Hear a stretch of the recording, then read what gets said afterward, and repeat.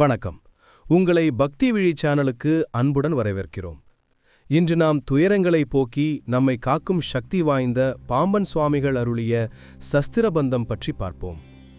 பாம்பன் சுவாமிகள் 1848 முதல் 1929 வரை தமிழ்நாட்டின் புகழ்பெற்ற ஆன்மீக சான்றோர்களில் ஒருவர். அவர் முருகப்பெருமானை மட்டுமே தம் உயிராக கொண்டு வாழ்ந்த பக்தரும் கவிஞரும் ஆவார். அவரது பல பாடல்கள் பந்தம் எனப்படும் சிறப்பு மந்திரச் செய்யுள். அவை பக்தர்களின் மனம், உடல், வாழ்க்கை ஆகியவற்றை காப்பாற்றும் தெய்வீக சக்தியுடன் அமைந்தவை. அவற்றுள் ஒன்று சஸ்திரபந்தம். இது பாம்பன் சுவாமிகள் அருளிய ஒரு அதிசய பந்தம் என்று கருதப்படுகிறது. முருகப்பெருமானை மனமுருக வழிபடுபவர்களை அவருக்கு முன் அவரது வேல் வந்து காக்கும் என்பார்கள்.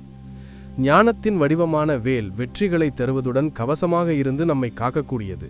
இந்த வேலை போற்றி வேல் விழுத்தம், வேல் வகுப்பு போன்ற எத்தனையோ பாடல்கள் பாடப்பட்டுள்ளது. வேலை போற்றி பாடும் மிகவும் சக்தி வாய்ந்த பாடல்களில் ஒன்றுதான் சஸ்திரபந்தம்.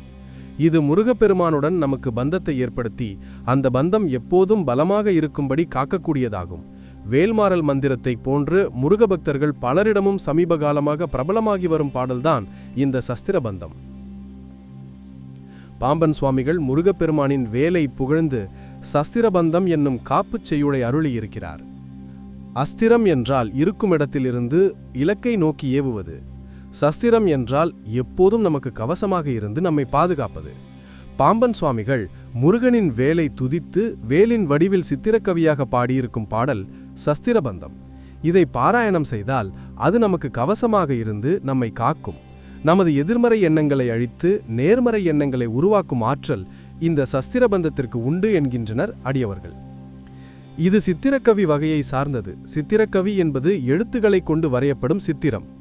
சஸ்திரபந்தத்தின் எழுத்துகள் கொண்டு முருகப்பெருமானின் வேலாயுதத்தைப் போல வரைந்து எழுதப்பட்ட சித்திரம் இது. சஸ்திரபந்தம். வாழவே தாந்தபா வாசம்போ கத்தன்பா மாலைபூ நேம திரமால்கலர்தே சாலவ மா பாசம்போக மதிதேசார் மாபூதம் வாபாதம் தாவே வேலவா. இந்த பாடலின் பொருள்: தூயவனே, வேதாந்த விலாச கடவுளே, பேரின்பம் என்னும் அனுபவத்திற்கு நாயகனே, மாலைகளை அணியும் செம்பொன்னென திகழ்பவனே, வன்மை சான்று திருமாலுக்கும் வல்லவர்களுக்கும் கடவுளானவனே, என் நகத்தே மிகுந்துள்ள பயனின்மையும் பெரிய ஆணவாதி பந்தங்களும் ஒழிய ஞானமும் புகழும் உள்ள பரமான்மாவே வந்தருள்க, திருவடி செல்வத்தை தந்தருள்க என்பதாகும். பாடலாக பாடி அருள் பெறும் அதே வேளையில் இதை வேல் போல வரைந்து அதை கண்டு தொழுது கொள்ளும் போது தமிழின் வடிவாக முருகனை வணங்கும் பேரும் பக்தர்களுக்கு கிடைக்கிறது. இதை பாராயணம் செய்வதன் மூலம் தொழிலில் சிறப்பு, செல்வச் செழிப்பு, நோய்கள் தீர்தல், ஞானமடைதல் ஆகியன விரைவில் கைகூடும் என்று சொல்கிறார்கள் அடியவர்கள். பாராயணம் செய்யும் முறை. சஸ்திரபந்தத்தை பாராயணம் செய்யும் முறையினையும் அடியவர்கள் வகுத்துள்ளனர். முதலில் பாராயணம் செய்ய தொடங்குவது செவ்வாய்க்கிழமை, கிருத்திகை, விசாகம் நட்சத்திரம், சஷ்டி ஆகிய முருகனுக்கு உகந்த தினங்களில் முருகனின் சந்நிதிகளில் தொடங்குவது நல்லது. முதன்முறை செய்யும் போது 27 முறை பாராயணம் செய்ய வேண்டும். வீட்டில் வைத்தும் முருகன் விக்கிரகம் அல்லது படத்திற்கு முன்பு வைத்து பாராயணம் செய்யலாம். வேலுக்கு பூஜை செய்து தொடங்குவது விசேஷம்.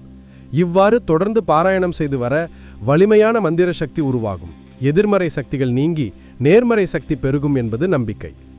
முருகப்பெருமானை தன் வாழ்நாள் எல்லாம் வழிபட்டு பேறு பெற்ற பாம்பன் சுவாமிகள் அவரது ஜீவசமாதி அமைந்திருக்கும் திருவான்மியூர் திருக்கோயிலில் சஸ்திர பாராயணம் செய்து குருவருளையும் திருவருளையும் பெறலாம். நன்றி.